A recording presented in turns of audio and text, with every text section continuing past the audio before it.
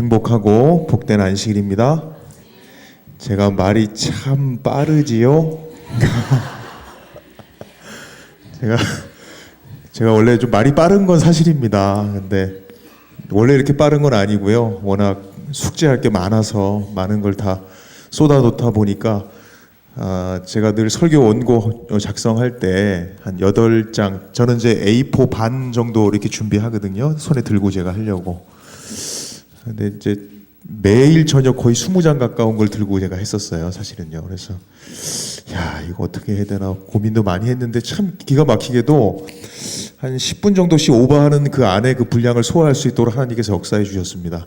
여러분이 잘 듣든지 아니 듣든지 그거 상관없이 아무튼 하나님께서 역사해 주셔서 제가 많이 사실 더 은혜를 많이 받았고요. 우리 집사님들 얘기하실 때 그렇구나.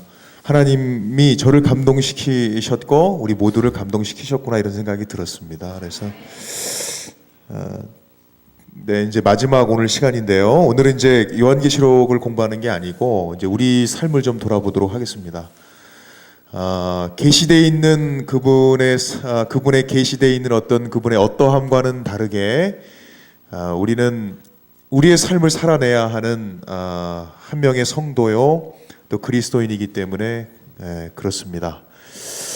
오늘 제목을 뭐라고 붙일까 고민을 하다가 미운 오리 새끼라고 이름을 좀 목사님께 미운 오리 새끼로 했으면 좋겠어요라고 이제 보내드렸는데 미운 오리 새끼가 제목은 아닐 거고요. 미운 오리 새끼가 가지고 있는 어떤 상징성 또 비유성이 나타나고 있는 어떤 것을 좀 전달하고 싶은 마음 때문에 그랬습니다.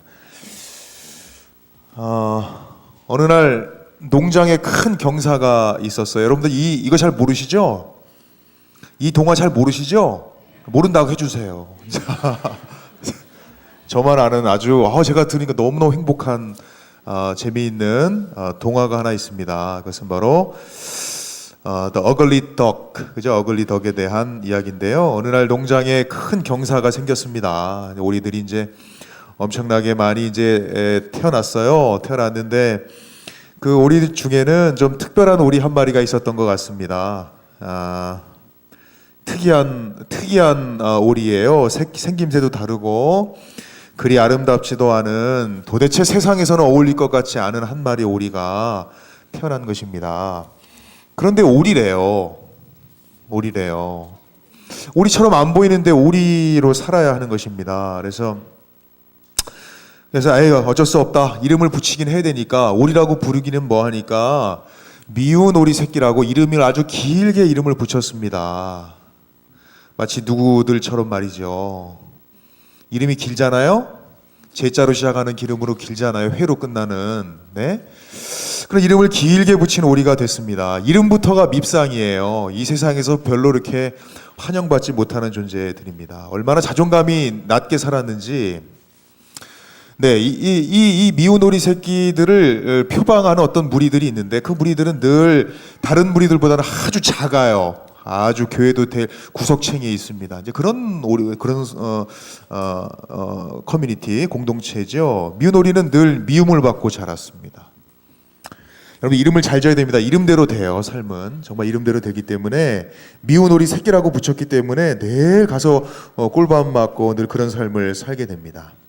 그래서 이 미운 오리 새끼는 오리들과 사는 것이 너무나 힘들었어요. 그래서 미운 오리 새끼가 안 되겠다, 집을 나가야 되겠다, 난 여기서 이대로는 살 수 없어 하고 집을 나갔어요. 여러 차례 방황을 하다가 마음 가운데 나는 분명히 오리로 살고 싶은데 오리로 살 수 없는 나의 형편을 깨닫게 된 거예요. 안 되는 거죠. 생김새가 다르니까. 그러다가 어느 날 이제 호수를 딱 봤는데 여러분 처음 듣는 얘기시죠? 네네. 아유 감사합니다. 그래서 호수를 봤더니 너무나게 멋진 하얀색, 마치 성경에 나오는 세마포옷을 입은 것 같은 백조의 무리들이 그냥 한 무리들이 이렇게 노니는 모습을 봤어요. 그리고 하늘로 향해 비상을 하는데 그 모습이 너무나 아름다운 것입니다. 그래서 이 미운 오리 새끼가 어떤 마음을 먹었냐면 나도 좀 저랬으면 좋겠다. 나도 저렇게 백조처럼 아름다운 모습으로 하늘을 좀 비상하면 좋겠다는 꿈을 꾸게 됩니다. 이제 꿈하고 현실은 좀 거리가 먼 거니까요. 그래서 미운오리 새끼는 호숫가 근처에서 아주 그냥 빈궁하게 물고기나 주워 먹고 조개나 따 먹으면서 밤에는 낙엽을 덮고 이 세상에서 궁핍하고 어렵게 인생을 살아갑니다. 마치 누구들처럼 말이죠. 호숫가가 어릴 때쯤 되면 친절한 들쥐들이 음식을 나눠주며 그것으로 겨우겨우 겨울을 연명했어요. 그리고 다시 봄이 왔습니다. 그리고 그가 그렇게 고대했던 백조들의 무리가 다시금 이렇게 보이게 됐고 그 무리들에 대한 동경을 하게 됐는데 갑자기 날개 쭉지에서 근질근질한 거예요. 그래서 전혀 평생 펴보지 못했던 날개를 한번 펴봤습니다. 그랬더니 뭔가 좀 힘이 들어가는 듯한 느낌이 있어요. 그래서 한번 해보지 뭐. 안 되지만 한번 해보지 뭐. 될 수도 있잖아 하는 마음으로 저 100m 뒤로 가서 열심히 달렸습니다. 호수를 향해서, 호수에 빠지지 말라는 의미로. 근데 희한하게 날개에 힘이 들어가요. 그리고 하늘을 향해서 멋지게 비상하게 됐습니다. 비로소 하늘을 날고 있는 본인의 모습을 보면서 자기가 지보리가 아니라 하늘을 날 수 있는 백조라는 사실을 깨닫게 됩니다. 너무너무 좋은 얘기죠. 그죠? 우리 성도님들 얼마나 행복하십니까? 이 이야기는 해피엔딩으로 끝납니다. 그죠? 저는 해피엔딩으로 끝나면 너무 재미가 없어요. 요까지가 이제 우리가 알고 있는 어글리덕의 이야기입니다.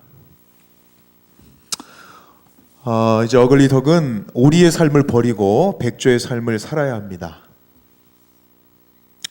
행복했을까요? 미운 오리는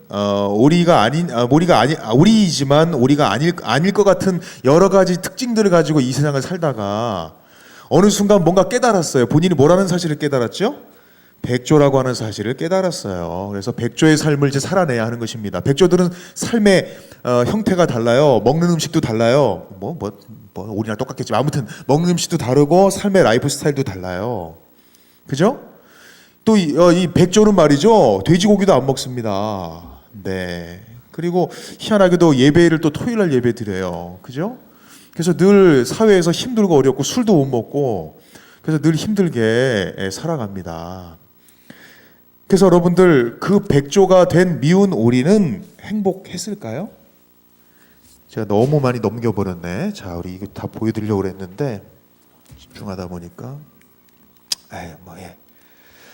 행복했을까요? 제가 여러분에게 질문 던지겠습니다. 여러분들이 남은 물이라고 하는 확신과 내가 백조라는 사실을 깨닫고 난 다음에 행복하셨지요? 너무나 행복했습니다. 나 남은 물이야. 나 남은 물이 사는 게 너무나 행복해 라는 마음을 가지셨을 거예요. 그 다음에 시간이 지나고 1년이 지나고 2년이 지나고 남은 물이로 살아가는 10년, 20년, 30년이 행복하시냐고 제가 묻는 거예요. 행복하시냐고. 아멘 하시면 다행이고요. 아멘 하면 다시 다행이고요. 중요한 원리가 여기 한 가지 숨어 있습니다. 백조라는 사실을 깨달음으로 아는 것 우리에게 큰 감격을 줍니다. 우리가 계시록 14장에 기록되어 있는 세 천사의 기별을 전하는 무리이고 계시록 12장에 기록되어 있는 우리가 정말 하나님의 계명을 지키며 예수의 증거를 가진 자라고 하는 이 확신은 너무나 중요한 것입니다. 그래서 우리는 그것에 환호했고 아멘했습니다. 그리고 사실은 일곱인 공부하면서 우리는 우리는 어린 양의 보좌 앞에 설 수 있다라고 하는 확신 가운데 우리가 아멘했지만 실제적으로 백조라는 사실을 우리가 깨닫는 것, 아는 것과 백조로 살아가는 것은 다른 문제입니다. 그것은 사실 저의 문제예요. 재림교회 목사이기 이전에 그리스도인으로서 살아내야 하는 조덕현의 문제입니다. 이것은 성경적인 논리와 교리의 문제가 아니고요. 그래요. 나는 하나님께서 주신 남은 교회의 일원이지요. 그리고 또 목사입니다. 네, 그건 변하지 않는 사실이에요. 그러나 남은 교회의 일원으로서 성도로서 그리고 남은 교회의 말씀을 세천사의 기별을 증거하는 목사로서 아는 것과 그 목사로 삶을 살아내는 문제는 또 다른 문제죠. 사랑하는 여러분, 이해는 되지만 실천이 안 되는 거죠. 실천이 안 되는 것입니다. 무슨 얘기냐면 그러면 나는 남은 무리로서 남은 무리가 아닌 사람보다 생각해봤어요. 내 자신을 돌아봤습니다. 그럼 나는 저 사람들보다 더 충성된가 하나님 앞에? 나는 저 사람들보다 더 헌신적인 삶을 살고 있는가? 나는 저 사람들보다 더 많은 이웃의 사랑을 봉사하며 살고 있는가? 나는 더 성실한 성경 연구자인가? 그래. 우리가 남은 자손이기 때문에 우리가 백조라는 사실은 깨달았는데, 백조의 삶을 살아내는 것과는 또 다른 문제에 있다는 걸 제가 이제 깨닫게 된 거죠. 이런 일들이 계속 진행이 되면 여러분들 이해하는 것, 그렇구나. 머리로 이해하는 것하고, 이게 뭡니까? 머리로 이해하다 영어로 뭐죠? understand하고 실천하는 거, practice는 다른 문제예요. 우리 삶 가운데 이해하고 깨닫는 거는 상당히 우리를 중요하게 여기고 정체성을 깨닫고 우리 자부심을 느끼게 하는 것이지만, 그렇지만 그 남은 자손으로서 삶을 살아내는 문제는 저는 설교하고 있는 저의 문제임과 동시에 여기 앉아 계신 우리 모든 분들의 문제입니다.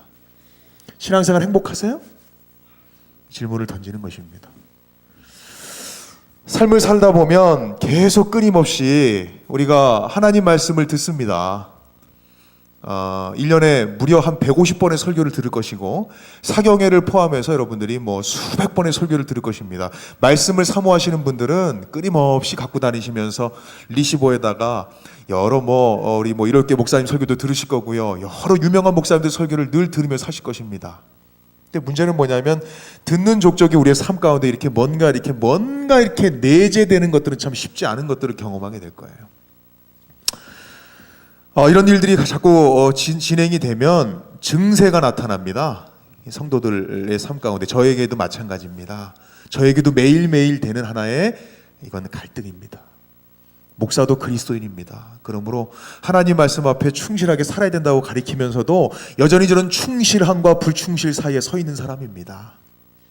여전히 지금 일개 설교단상에서 거룩한 척하며 서 있지만, 저는 여전히 오늘도 내 마음을 주님께 드릴지 사단에게 빼앗길지를 늘 결심하고 결정하는 그런 갈림길에 서 있는 사람입니다. 연약한 사람이지요. 우리 모두가 그렇습니다. 그래서 우리는 뭔가 이와 같은 그런 갈림길에서 무엇인가를 하나는 선택해야만 되는 인생을 살아가기 때문에, 그래서 이론과 그 이론에 대한 실제는 다른 것입니다. 자, 그럼 어떤 상황이 벌어지게 되냐면, 200여 편의 설교를 들으면서 하나님 앞에 충실해야 돼, 이웃을 사랑해야 돼 라고 하는 말씀들을 복음을 증거해야 돼, 우리가 삶의 양태로 들을 수 있는 여러 가지 교훈들을 너무나 많이 듣습니다. 그런데 이것이 우리의 삶 가운데 실천되지 않으면 이게 이제 문제가 생기게 되는 거죠. 그러면서 처음에 느끼는 감정은 뭐냐면 괴리적 감정이에요. 괴리. 그래서 성경에서 이야기하는 것과 나의 삶과는 좀 거리가 멀다는 생각을 자꾸 하게 되다 보면 두 번째 단계로 넘어가게 됩니다. 그게 뭐냐면 죄책감이에요. 죄책감에 자꾸 휩싸입니다. 그래서 제가 한 번은 우리 교회 제자훈련을 하기 위해서 제자훈련에 대한 설교를 드렸어요. 제자가 어떤 삶을 살아야 되는지. 그랬더니 한 초신자가 저에게 쭉 따라왔어요. 애기 엄마인데, 목사님, 저는 교회 그냥 안식일만 이렇게 도장만 찍고 오면 되는 줄 알았는데 그런 삶을 살아야 되는 것이 그리스도인 삶이라고 얘기를 듣고 나니까 나는 예수님 믿고 교회 다니는 것 자체가 너무나 큰 부담이라는 거예요. 나 교회 못 나오겠다는 거예요. 그래서 제가 그걸 보면서 그래, 좀 때가 좀 묻으면 좀 괜찮을 텐데 지금은 참 순수하구나 이런 생각이 들었어요. 우리 성도님들은 저런 얘기도 꿈쩍도 안 하시는데 사실은. 네. 그죠? 그래서 괴리감의 단계가 지나고 나면 이제 죄책감이 다가오고, 아마 애기 엄마가 뭘 느꼈냐면 죄책감을 느꼈나 보죠. 그렇게 못 사는 자기 자신을 보니까, 괴리감이 있는 걸 보니까, 나 그렇게 살아야 되는데 못 사는 걸 보니까, 나 예수님 믿어가지고 마음이 좀 편해지길 원했고 더 나은 삶을 살기를 원했는데, 예수님을 믿으니까 이제 더 힘들어지는 거예요. 이제부터 뭐만 보이냐면 예수님은 보이지 않고 뭐 하지 말아야 할 것들만 자꾸 보이기 시작하는 것입니다. 뭐 해야 될 것들만 보이기 시작하는 것입니다. 자, 이 괴리감의 단계에서 죄책감의 단계로 넘어가면 이제 이걸 극복해야 되잖아요. 사람은 자기 방어 기제가 있기 때문에 이걸 극복하려고 노력합니다. 그러면 이제 뭐 하게 되냐면 자기 합리화를 하기 시작해요.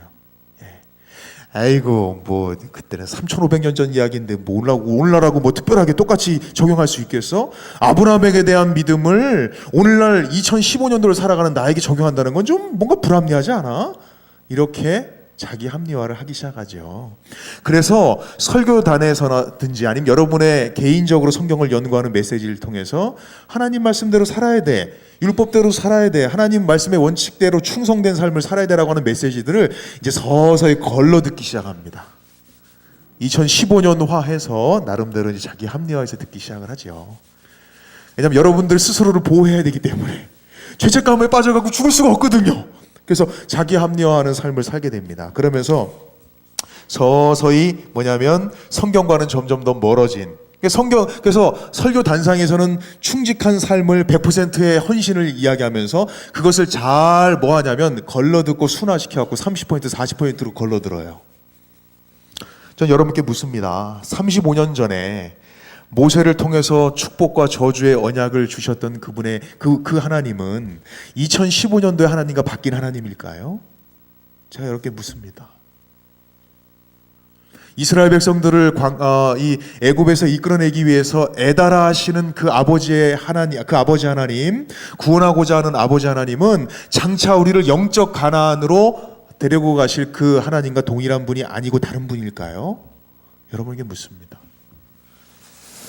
전에 에녹과 동행하셨던 그 하나님, 늘 300년 동안 동행하면서 하나님의 품성으로 변해갔었던 에녹에게 기대하셨던 그 기대를 오늘 우리에게는 하지 않으실까요? 오늘 제가 여러분에게 묻는 것입니다. 오늘 저에게 묻는 것입니다. 덕현아, 그때 그 에녹과 함께 하셨던 그 하나님의 친밀함을 너하고도 원하신다는 걸 왜 내가 깨닫지 못해? 친척과 본토를 버리고 내가 지정하는 땅으로 나아가라고 명령하셨던 아브라함에게 주셨던 그 동일한 하나님이 2015년도에는 안 계신 것입니까? 다른 하나님을 우리가 믿고 있나요? 동일한 성경을 가지고 있음에도 불구하고 그 하나님, 그 아브라함을 이끌어내셨던 하나님은 2015년도 안산교회 아니면 새하늘교회 목회하고 있는 저에게는 다른 하나님으로 변질된 것입니까? 아니죠. 하나님의 기대는, 아브라함을 향하여 주신 그 기대는 오늘 저와 여러분들을 향하여 주신 기대와 다르지 않다는 생각을 하게 될 때 자기와 합리화하는 것이 얼마나 큰 죄인지를 깨닫게 되는 것입니다. 왕의 진미와 제물에 드려진 식사를 거부하게 하셨던 다니엘의 하나님이 어디 가셨어요? 바리새인들을 향하여 율법의 정신을 올바로 가르치셨던 예수님이 변심하셨습니까? 가족들이 복음에 방해가 된다면, 오늘 아주 강한 말씀인데요, 가족들이 우리의 복음에 방해가 된다면 그것조차도 우상이 된다고 가르치셨던 예수님의 가르침이 오늘날은 좀 바뀌고 순화돼서 들려져야 하는 말씀인가요? 사랑하는 여러분, 그분은 그분입니다. 그 원칙은 그 원칙입니다. 그 기준은 어디 가 있지 않고요, 3,500년 전에 주셨던 그 원칙은 그 원칙이며 그 기준은 그 기준이고, 그분은 변하지 않으시는 분이기 때문에 그분이 그렇게 원하시는 그 수준과 원칙을 그분은 여전히 우리를 향하여 기대하시는 것입니다. 그렇게 되니까 갑자기 마음이 참 무거워지네요. 그죠? 사랑하는 여러분, 2000년대 대표적인 사경회 주제들을 제가 한번 좀 이렇게 되짚어 봤어요.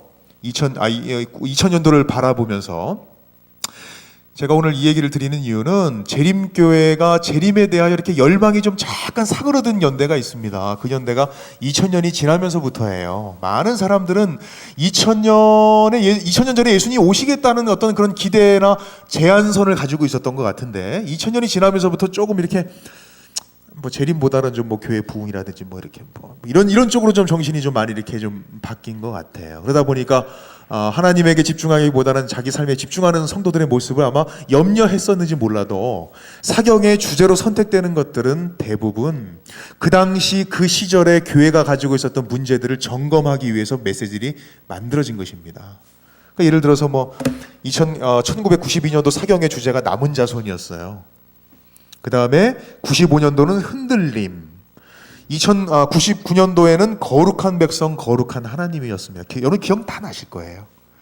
그 다음에 2000년도에는 새천년기와 재림신앙, 2001년도에는 새 천사의 기별과 영원한 복음, 2002년도에는 예언된 교회. 어떻게 하나같이 모든 기별의 주제가 너희들은 예언된 교회고 너희들은 남은 교회고 너희들은 마지막 교회라고 하는 정체성에 대한 얘기를 끊임없이 반복적으로 했습니다. 특별한 우리 교회, 2006년도에는 특별한 우리 교회, 2008년도에는 어린 양의 혼인잔치. 네. 그리고 2015년도 거기와 뜻을 같이 하는지 몰라도 주제가 또 일곱인이었어요. 연합회장님의 권두원을 읽어보시면 여러분들 교회 진안 받아보시죠? 오늘 그냥 이렇게 대화식으로 해도 되겠습니까? 부담 없이요. 제가 어떤 신학적인 논리를 가미하는 시간이 아니니까요. 오늘 아이들도 있고. 여러분들 교회 진안을 받아보시면 권두원 읽어보시면 교회 사정을 가장 잘 알 수가 있습니다. 제가 이렇게 권도를 읽으면서 느끼는 건 뭐냐면 한 교단의 수장으로서 느끼는 그 중책과 무거운 교회 상황들을 대변하는 글들이에요. 뭐 다 소개할 수는 없지만 단어만 몇 가지 뽑아 놓으면 개혁이라는 단어입니다. 변화라는 단어입니다. 또 재림이라고 하는 단어입니다. 가장 많이 사용된 용어들이에요. 근데 저는 한 교회 담임 목사로서 또 뭐 하나의 지역교회 담임 목사로서 하나의 이 교단을 이끌어 가시는 한국 연합회장님의 그 수장의 그 고뇌와 그 고민들을 좀 읽을 수가 있어요. 그분이 그 얘기를 많이 한다는 얘기는 뭐냐면 한국 교회가 그것이 안 된다는 얘기입니다. 바꿔서 표현한다면, 그죠? 그것이 자꾸 되뇌어지고 말 속에 나온다는 얘기는 뭐냐면 그것이 잘 안 된다는 얘기예요. 개혁이 잘 안 이루어지는 것 같고 성도들이 자꾸 이제 개인적인 삶에 더 몰두하는 것 같고 안식일이 좀 퇴색되는 것 같고 이런 것들 때문에 그런 용어들이 계속 반복적으로 쓰이는 것입니다. 변화가 더딘 것이고 재림에 대한 열망이 사라져버리고 만 것이죠. 네. 그래서 우리는 끊임없이 개혁을 노래해야만 하고 변화를 노래해야만 하고 재림에 대해서 노래해야만 하지만 실제적으로 우리는 그런 삶을 살지 못하는 모습을 보게 되는 거예요. 그래서 왜 우리 교회가 남은 교회인가? 여러분 다 아시죠? 성경적으로 다 풀어서 설명할 수 있으시죠? 안 돼요? 왜 재림교회여야 하는가?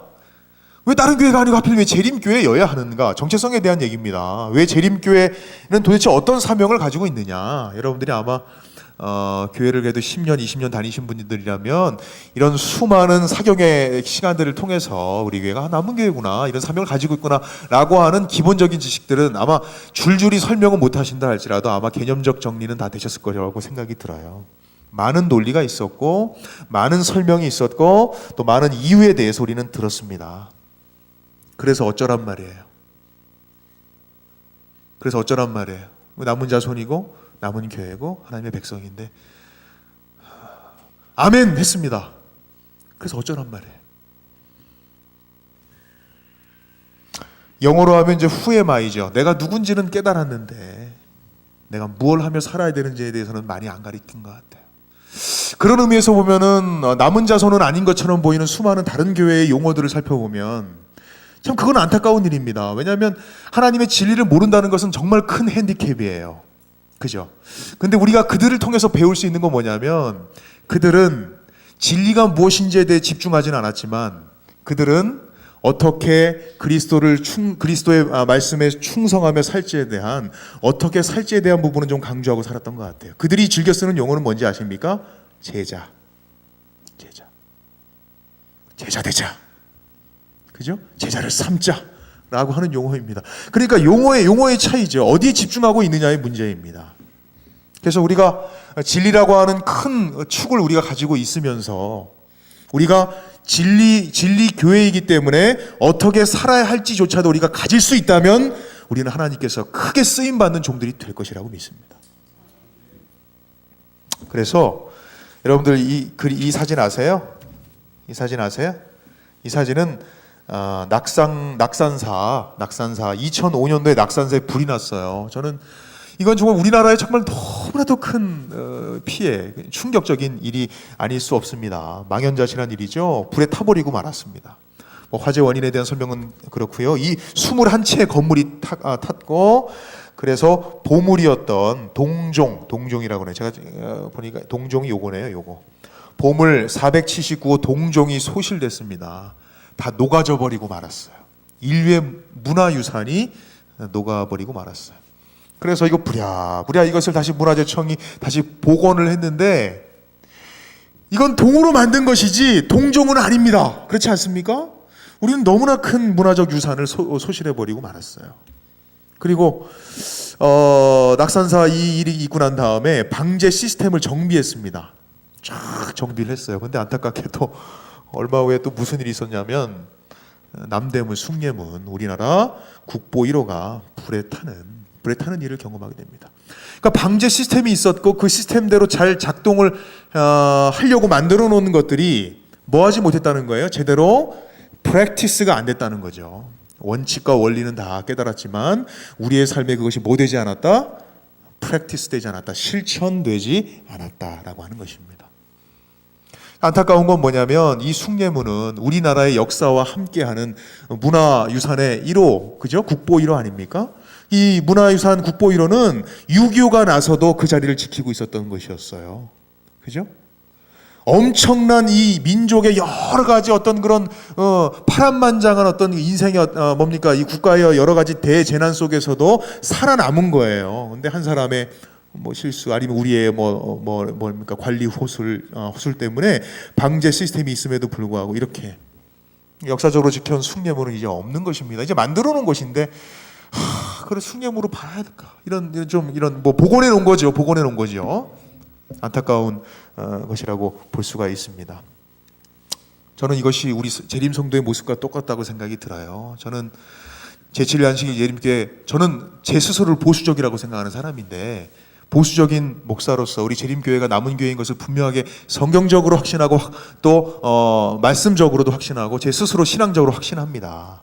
그러나 재림 성도들이 하나 약한 아까 우리 집사님 말씀하셨던 것 약한 하나의 과목이 있어요. 그건 뭐냐면 그리스도인으로서 재림 성도로서 남은 자손으로서 어떻게 살아내느냐는 또 다른 문제라고 하는 거죠. 그러면서도 나는 여전히 재림 성도의 모습을 하고 있는 것입니다. 뭔 소리죠? 여러분들 이 이야기를 들어보셨습니까? 1592년도 탕금대 전투에서 신립 장군이 군사들을 모아놓고 그 전에 이제 여기 임진왜란이 일어나서 일본군이 막 몰려옵니다. 그때 이제 선조가 너무나 다급한 나머지 이제 조선의 가장 큰 대장수라고 여겨지는 신립 장군을 막으라고 이제 내려보내죠. 이제 충주의 탕금대에서 전투를 임해야 하는데, 그때 어떻게 싸울지에 대하여 이제 의견이 분분했습니다. 그때 신립의 부사관이었던 김여울이 이렇게 얘기합니다. 세제에 있는 바위를 방패 삼아서 이렇게 공격을 하면 쉽게 막아낼 수 있습니다. 우리가 이렇게 세제라고 하는 이런 이점을 이용해서 군데군데 숨어서 게릴라전도 하고 쏘고 도망가면 그들에게 많은 피해를 입힐 수 있고 우리는 많은 피해를 적게 입으면서 전쟁을 이길 수 있습니다라고 이야기했어요. 그때 신립은 이렇게 얘기합니다. 우리 군은 기병이고 일본군은 보병이니 기병을 이용한 전술을 쓰면 이길 수 있다는 거예요. 알고 봤더니 신립은 여러분이 아시는 것처럼 이제 그 북방에서 이렇게 전공을 많이 세운 장수였기 때문에 뭐에 능하냐면 이제 백병전에 능했던 장수였습니다. 그래서 그 치사하게 거기 숨어가지고 화살 쏘고 도망가고 이런 거 원하지 않았어요. 물론 이제 좀 깊이 들어가면 더 다른 문제가 있었습니다. 왜냐하면 조선의 군사들이 다 오합지졸이었기 때문에 그쪽에다 풀어놓으면 다 도망갈 걸 걱정해서 도망가지 못하도록 배수의 진을 치자라고 하는 의미도 포함되어 있었습니다만, 사실은 신립에 어떤 마음이 있었냐면 교만한 마음이 있었어요. 할 수 있어. 까짓거 불러내서 마당에다 장을 펼치면 다 때려잡을 수 있다라고 생각했던 거죠. 옛날에 누구 때려잡듯이, 저 여진족 때려잡듯이 이렇게 다 할 수 있다라고 생각한 거죠. 그러나 여러분들 그냥 약탈질만 일삼던 그 왜군이 아니잖아요. 조총을 들고 쳐들어오는 이 왜구 앞에서 힘없이 쓰러져가는 모습을 보면서 신립 장군은 다음과 같은 멋진 연설을 했어요. 멋진 연설. 여러분, 나는 여러분을 자랑스럽게 생각한다. 우리의 아름다운 희생을 통하여 우리의 처자들이 생존할 것이다. 여러분의 아름다운 희생은 대대에 기록될 것이다. 요 액면 그대로 보면 상당히 멋진 그 연설이라고 볼 수가 있어요. 저는 이 연설은 너무나 뼈아픈 연설입니다. 좀 더 외구에 대해서 더 연구했으면 어땠을까? 더 많은 어떤 치밀한 준비를 통해서 이 전쟁에 임했다면 그의 사랑하는 수많은 부하들을 죽이지 않을 수 있었을 텐데, 액면 그대로는 멋있지만 이건 무책임한 수장의 하나의 연설에 불과한 것입니다. 저는 오늘 그와 같은 심정으로 서 있는 것입니다. 저에게 그리고 여러분들에게. 신앙은 단거리가 아니에요. 신앙은 단거리가 아닙니다. 치타는 100km, 120km를 달려내기 위해서 그의 근육에 숨어있는 모든 힘들을 집결해서 수초 내에 100km, 120km까지의 속력을 끌어올립니다. 근데 문제는 뭔지 아십니까? 금방 그 힘을 상실해버리고 마는 거예요. 톰슨 가젤 같은 것들이 막 뛰어 도망가잖아요. 그럼 그걸 잡기 위해서 순간 안에 10초, 20초 내에 잡지 못하면 절대로 톰슨 가젤을 잡을 수가 없어요. 반대로 톰슨 가젤은 인내력과 끈기의 상징이에요. 저는 그래서 신앙은 장거리 레이스라고 생각이 들어요. 그래서 신앙을 뭐라고 표현했냐면 인내라고 표현한 것입니다. 그래서 신앙은 절대로 뭐가 아니냐면 여러분들이 느끼는 순간적인 감정, 그것은 신앙이 아니에요. 재림연수원 가가지고 그 앞에 여기 뭐가 있든가 이렇게 관에 한번 누워 갔다 오면 여러분들이 성령 받고 하는 게 아니에요. 여러분, 그죠? 예. 그 약 기운은 불과 한 달을 못 갑니다. 한 달 가면 많이 가는 거예요. 제가 보니까 한 일주일 가더라고요. 일주일 딱 가면 이제 원상복귀 돼요. 정상적인 사람이 되는 것입니다. 그래서 여러분, 그래서 그 재림연수원 가가지고 막 은혜 받으면 말이죠, 마치 하늘로 끌어올려갈 것 같아. 예수님 오시면 지금 당장 구원받을 수 있을 것 같고, 나가면 내가 그냥 안산 시장까지도 붙잡고 내가 전도할 수 있을 것 같아. 그러나 그 약 기운은 차를 타고 나오면서부터 빠지기 시작해서 그죠? 네. 일주일은 못 갑니다. 그러므로 신앙은 이벤트가 아니에요. 일곱인이라고 하는 그런 가르침을 통해서 뭔가 깨달아갖고 막 뜨거워졌죠? 월요일 되면 다 식습니다. 네. 제가 분명히 말씀드립니다. 신앙은 그래서 장거리 관리예요. 신앙은 퍼포먼스 쇼가 아닙니다. 매 순간순간을 살아내야 하는 삶입니다. 지금 이 순간 내가 말씀으로 나의 삶을 채우지 않으면 다른 것이 들어오게 돼 있어요. 끊임없이 내가 삶을 어떻게 살지에 대해서 고민하지 않으면 반드시 그 자리는 다른 것이 채우게 돼 있습니다. 그러면서 머리는 뭐냐면 나는 재림 성도다, 남은 자성이다라고 산다면 자꾸 뭘 느끼는 괴리감을 느끼고 죄책감을 느끼고 자기 합리화하는 거죠. 그렇게 사시겠어요? 아니죠. 그렇게 하면 안 됩니다.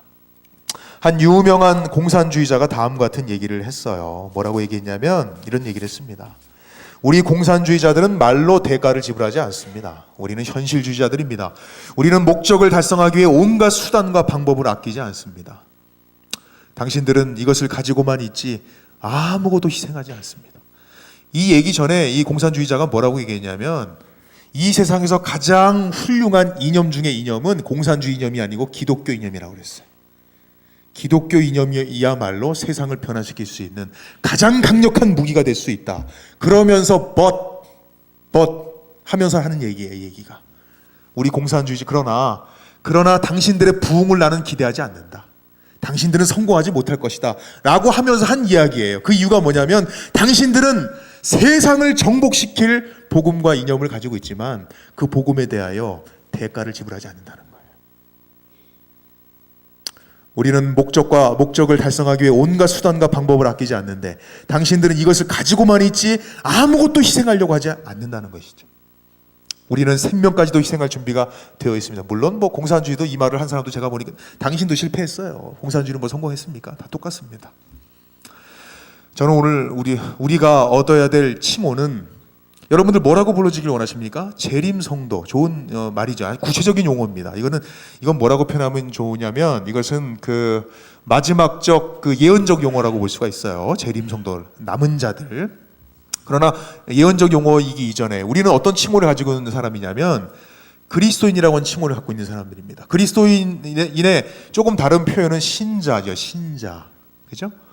근데 그 신자보다 더 거룩한 이름이 있습니다. 그 걸음은, 그 호칭은 마태복음 28장에 기록되어 있는 것처럼 제자라고 하는 것입니다. 제자. 신약 성경에 보면 제자라고 하는 단어는 무려 269번이나 기록되어 있어요. 그런데 그리스도인이라고 하는 그 칭호는 단 3회밖에 기록되어 있지 않습니다. 또 신자들이라고 기록되어 있는 것은 단 2회밖에 기록되어 있지 않아요. 그러므로 교회는 그리스도인들과 신자를 만드는 집단이 아니고 그들은 누구를 만드는 집단이 되어야 하냐면 제자를 만드는 집단이 되어야 하는 것입니다. 그래서 신자는 규정을 지키면 이것입니다. 교회에 출석하는 사람들, 그분을 우리는 신자라고 합니다. 신자. 그리스도인들은 누굴까요? 예수님을 믿는 사람들, 그리스도인이라고 볼 수가 있겠습니다. 물론 그리스도인이라고 하는 칭호를 폄하하기 위한 것은 아니고 제자라는 말을 좀 강조하기 위한 편이니까 여러분 너무 불편하게 듣지 마시기 바랍니다. 왜냐하면 그리스도인이라는 칭호 자체도 훌륭한 칭호이기 때문에.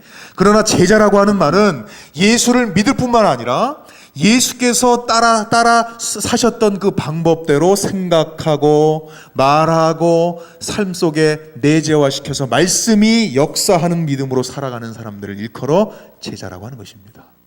오늘 저와 여러분들의 삶이 신자의 삶이 아니고, 근데 요즘은 신자도 힘들어요. 그죠? 신자도 힘들어. 그죠? 교회 출석하는 것도 힘들어. 그죠?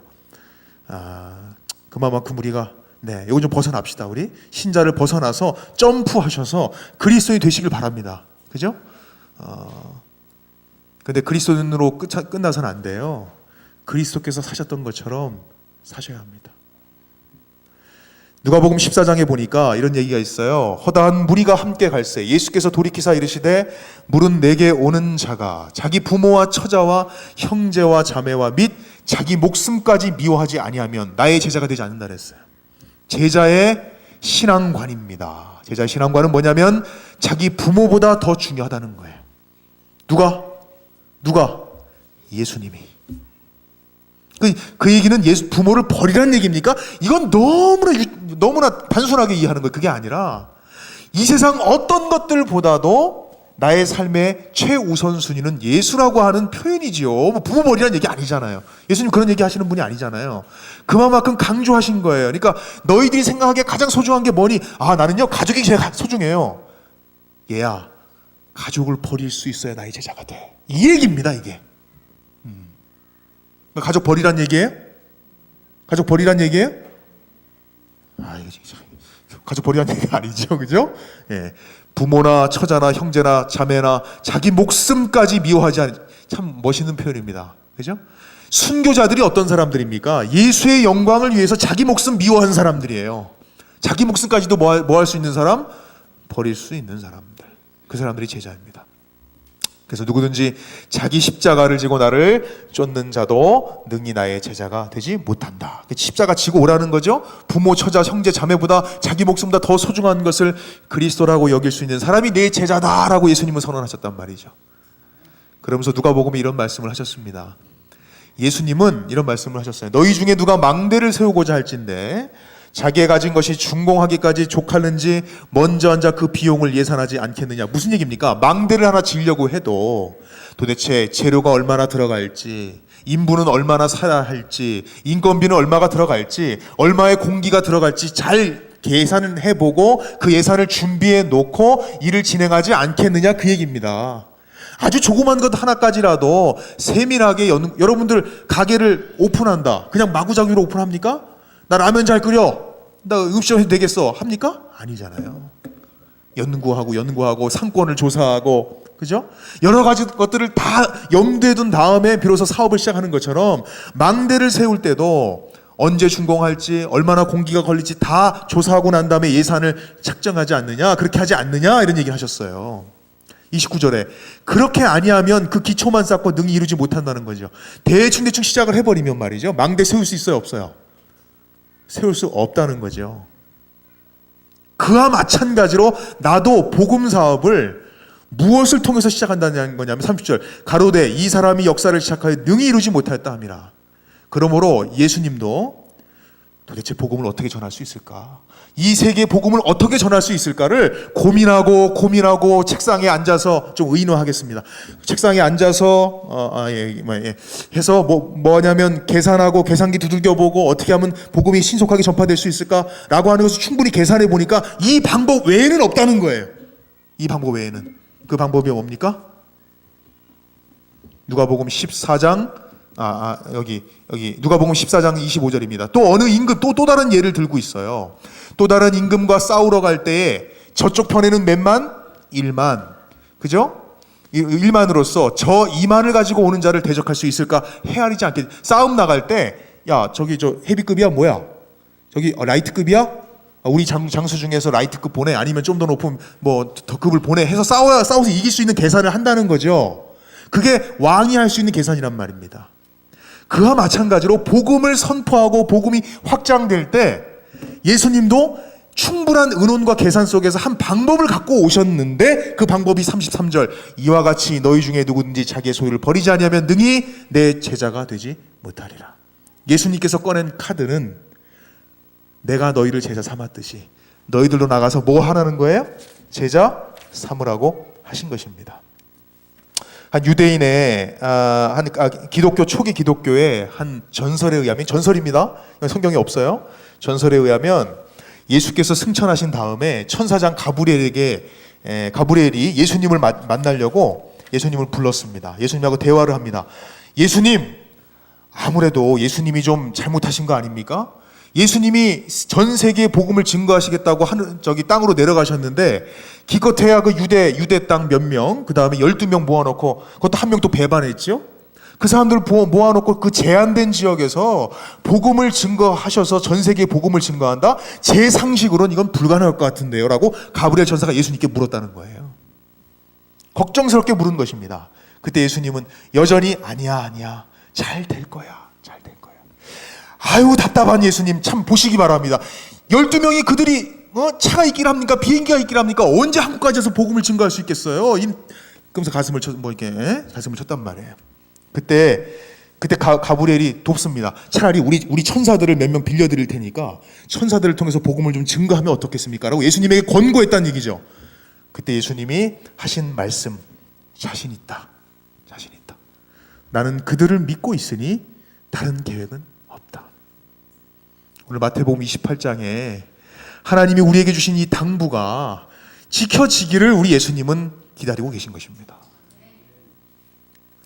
제자란 뭐냐? 제자는 배우는 자, 학생이지만 예수는 그 의미를 좀 더 깊이 있게 적용했어요. 뭐냐면 그리스도의 가르침을 받아서 그 가르침을 믿을 뿐 아니라 삶 속에 실천하는 학생, 그리고 제자는 스승의 관점과 생활 양식을 그대로 본받는 사람이라고 얘기했습니다. 그럼 왜 현대사회에 제자가 없을까? 그것은 현대사회 병폐 중에 하나가 뭔지 아십니까? 그것은 바로 즉각적인 만족을 추구하고 변덕이 심하다는 거예요. 현대는 뭐라고 가르치냐면 아주 적은 걸 투자해서 많은 걸 거두라고 가르칩니다. 최소한의 노력을 들여가지고 많은 것들을 남기라고 그래요. 이게 경제의 논리입니다. 경제의 논리예요. 최소한의 희생을 하라는 거예요. 최소한의 희생을 통해서 최대의 기도 응답을 받으라는 거죠. 기도는 요만큼 해놓고 기도 응답은 이렇게 받을 심산으로 앉아있는 그리스도인의 모습을 볼 수가 있는 것입니다. 헌신하려고 하지 않고 자기 자신을 내어놓으려고 하지 않고. 사랑하는 여러분, 제자의 삶은 빠른 길은 없어요. 하늘의 법칙은 어떤 법칙이에요? 전적인 100%의 순종의 법칙입니다. 하늘의 법칙은 농작물의 법칙과 똑같아요. 요즘은 비료가 들어가고 좀 그 법칙이 좀 깨졌는데 아무튼 농작물은 뭘 먹고 사는지 아십니까? 뭘 먹고 살까요? 농작물은 뭘 먹고 살까요? 뭘 먹고 삽니까? 뭘 먹고 자랍니까? 양분을 먹고 자랍니까? 예, 양분을 먹고 자란다고 해야죠. 근데 저는 다른 의미를 부여하고 싶어요. 농작물은 농부의 땀을 먹고 자라는 것입니다. 농부의 발자국 소리를 잘 들으면서 크는 것입니다. 제자는 그냥 순식간에 될 수 있는 게 아니고요. 하나님께 열정을 다하여 내 자신을 온전하게 드릴 때에만 얻을 수 있는 것이죠.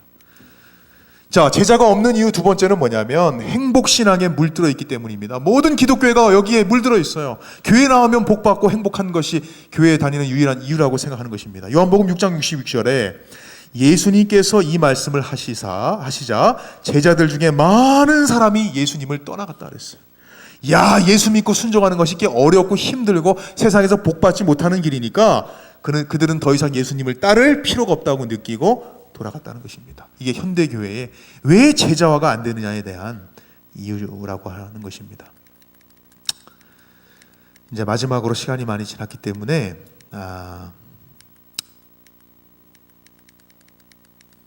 시간이 이렇게 많이 지난 줄 몰랐습니다. 네, 이것도 넘어가겠습니다. 이렇게 재림 성도로 제자의 삶을 살기 위하여 분주히도 노력하는 저와 여러분들이 하나님 말씀을 마음에 담고 정말 어린 양의 보좌 앞에 굳건히 설 수 있는 우리 모두가 되시기를 소망하는 것입니다. 제가 한 이야기만 드리고 마칠게요. 14만 4천에 요거는 좀 드려야 되겠네요. 14만 4천에 어디 갔냐?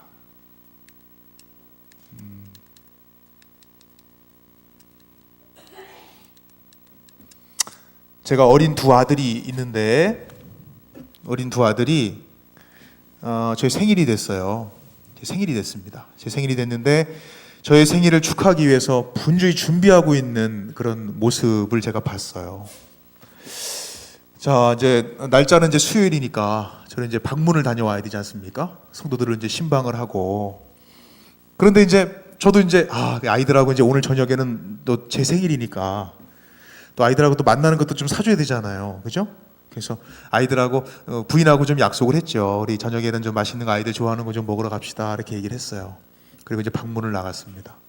한 집, 두 집 방문을 이렇게 하는데 참 죄송한 이 죄인인 목사는 방문하는 그 신도들보다 빨리 아이들하고 좀 같이 즐거운 시간을 보내고 싶은 마음이 좀 컸어요. 사실은요. 그래서 좀 운전도 좀 급하게 하고 말이죠. 방문 스케줄도 한 5군데면 한 몇 군데 좀 줄이고요. 그러면서 이렇게 그 뒤에서 집사님들이 목사님 오늘 뭐 급한 일이 있어요? 왜 이렇게 오늘 이렇게 급하게 하시고 방문 스케줄을 집사님 그거는 우리 다음 주에 하면 안 될까요? 하면서 이렇게 줄여가면서 이 죄인인 목사도 그죠? 아이들하고 정말 즐거운 그런 시간을 보내기 위해서 그래서 이제 얘기가 듣기로 이제 전화가 따르릉 온 거예요. 여보 지금 두 녀석들이 당신의 생일을 서프라이즈 하기 위해서 열심히 준비하고 있다는 거예요. 얼마나 기대가 됩니까? 어떤 서프라이즈가 있을까? 이런 기대가 막 되면서 이제 방문을 열심히 마치고 집사님을 강제로 집에다 모셔다 드리면서 이제 제가 이제 집으로 이제 오는 것입니다. 그래서 너무나 급한 나머지 빨리 오려다 보니까 이렇게 신호등도 왜 이렇게 많은지요? 뭐 신호등이 더 생긴 건 아니에요. 사람 마음이죠. 이게 사람 마음이죠. 빨리 가고 싶은 마음에. 근데 차가 밀리길래 옆길로 샜어요. 제가 이제 MBTI 성향상 늘 정로로는 안 갑니다. 그래서 이렇게 옆으로 또 갔는데 가봤더니 또 막히는 거야. 그러면서 시간 이렇게 막히고 해서 결국은 이제 저희 교회 집 앞마당에 딱 왔어요. 문을 열고 딱 들어갈까 하다가 이 녀석들이 어떤 준비를 하고 있을까 궁금해지기 시작한 거예요. 그래가지고 저희 사택은 이렇게 창이 엄청 큽니다. 마당이 1층이에요 저희는요. 그래서 이렇게 가서 마당 너머로 그 창문으로 이 아이들이 무슨 준비를 하고 있나 이렇게 지켜봤어요. 지켜봤더니 아이들이 뭔가 그냥 막 갖다 분주하게 뭔가 쓰고 있고 말이죠. 얼마나 요란하게 아빠 한번 즐겁게 해줘야지 이런 모습을 하는 거예요. 근데 사랑하는 여러분, 그 아이들의 행복한 모습을 보니까 아빠가 더 행복하더라고요. 그죠?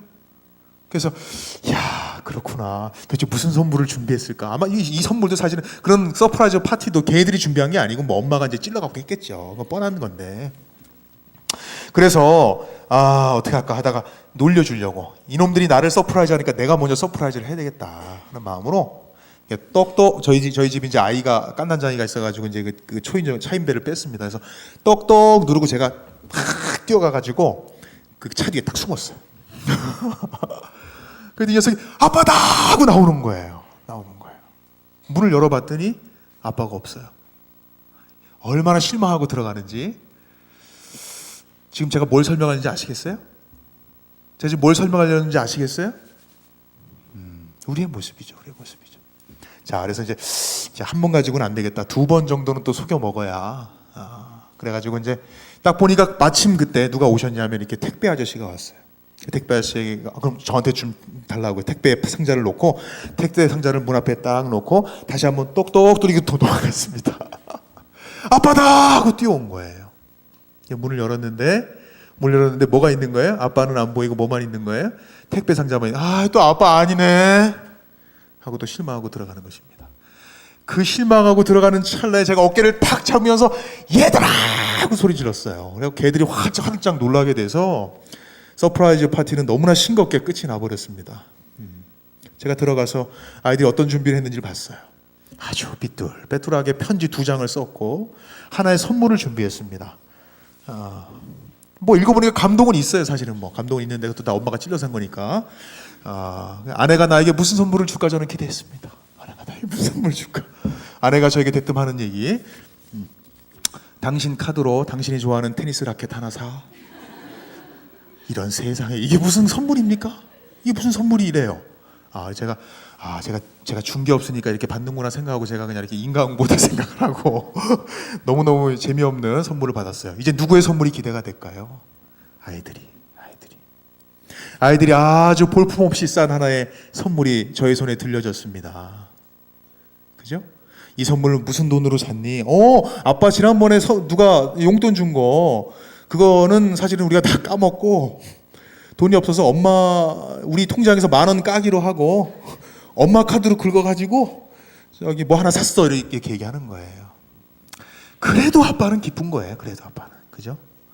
뭔가 봤더니 그 면도기 있죠? 일회용 면도기 한 20개 30개 거기다가 이제 아들 놈은 또 둘째 아들 놈은 거기에 또 세트로 뭐 그 쉐이브 있잖아요. 제가 털이 많잖아요. 그래서 그걸 준 거예요. 그리고 너무 기가 막힌 건 뭔지 아십니까? 대단한 선물을 한 것처럼 2명이 제 앞에 서 있는 거예요. 이렇게. 대단한 선물한 것처럼. 우리가 어린 양의 보좌 앞에서 또 아버지 앞에서 뭔가 대단한 모습으로 서 있는 모습이 그와 같은 모습이 아닐까요? 근데 그 아빠는 2 아들을 이렇게 끌어안는 것입니다. 세상에서 가장 행복한 모습으로 그 아들을 끌어안으면서 그죠? 사랑 여러분, 우리가 기다리시는 그분의 모습이 그죠? 이와 같은 모습으로 우리가 뭔가 저를 기다리는 그 2 아들의 모습이 여전히 이 세상에서도 행복해야 됩니다. 그죠? 아빠가 오시니까 편지 써야 돼. 근데 우리 재림성도의 모습은 행복하지가 않아. 그 아들들이 그 아빠가 오기를 기다리면서 손꼽아 기다리면서 뭔가 준비하면서 그 선물을 준비하면서 행복한 모습으로 이 세상을 살아야 돼요. 여러분들 이 세상을 살면서 우리가 때로는 힘들고 어려운 삶을 살아가지만 재림성도로 어려운 인생을 살아가지만 여전히 그런 인생을 살면서도 우리는 어떤 삶을 살아야 돼요? 아빠 오실 거야 하는 마음으로 살아야 하는 거죠. 그 볼품없는 그 선물을 받아들면서도 세상에 그렇게 행복감이 넘치는 한방 웃음을 지면서 우리를 품에 안으실 그분을 생각하면서 말입니다. 사랑하는 여러분, 우리 주님은 바로 요한계시록 바로 6장, 7장에 기록되어 있는 것처럼 그분의 약속대로 분명히 오실 것입니다. 그 약속을 여러분들이 깨닫고 믿으신다면 우리의 삶 우리가 어떻게 살아야 될지 다시 한번 약속의 말씀을 제가 읽을게요. 이제 시간이 좀 많이 갔는데 진짜 이제 7일을 끝내겠습니다. 제가 진짜 끝낼게요 이제. 자, 요한계시록 7장 맨 마지막 절입니다. 좀 길지만 제가 읽을게요. 9절부터 17절. 2일 후에 내가 보니 각 나라와 족속과 백성과 방언에서 아무도 능히 셀 수 없는 큰 무리가 나와서 흰옷을 입고 손에 종려나무 가지를 들고 보좌 앞과 어린 양 앞에 서서 큰 소리로 외쳐 이르되, 이 부분을 같이 읽읍시다. 구원하심이, 시작. 구원하심이 보좌에 앉으신 우리 하나님과 어린 양에게 있도다. 하나님부터 제가 읽을게요. 하나님, 모든 천사가 보좌와 장로들과 내 생물의 주위에 서 있다가 보좌 앞에 엎드려 얼굴을 대고 하나님께 경배하여 이르되 아멘. 다 같이 읽겠습니다. 시작. 아멘. 찬송과 영광과 지혜와 감사와 존귀와 권능이 힘이 우리 하나님께 세세토록 있을지어다. 아멘 하더라. 제가 읽겠습니다. 장로 중 하나가 응답하여 나에게 이르되 이 흰옷 입은 자가 누구며 또 어디서 왔느냐. 내가 말하기를 내 주여 당신은 아시나이다 하니 그가 나에게 이르되 이는 큰 환난에서 나오는 자들인데 어린 양의 피에 그 옷을 씻어 희게 하였느니라. 그러므로 약속입니다. 15절부터 17절은 우리가 받을 축복의 약속이에요. 그러므로 그들이 하나님의 보좌 앞에 있고 또 그의 성전에서 밤낮 하나님을 섬김에 보좌에 앉으시니가 그들 위에 장막을 치시리니 그들이 다시는 줄이지도 아니하며 목마르지도 아니하고 해나 아무 뜨거운 기운에 상하지도 아니하리니 이는 보좌 가운데서 계신 어린 양이 그들의 목자가 되사 생명수 샘으로 인도하시고 하나님께서 그들의 눈에서 모든 눈물을 씻어 주실 것입니다. 이 약속이 저와 여러분의 것이 되기를 바라면서 말씀을 드리겠습니다. 네, 마치는 찬미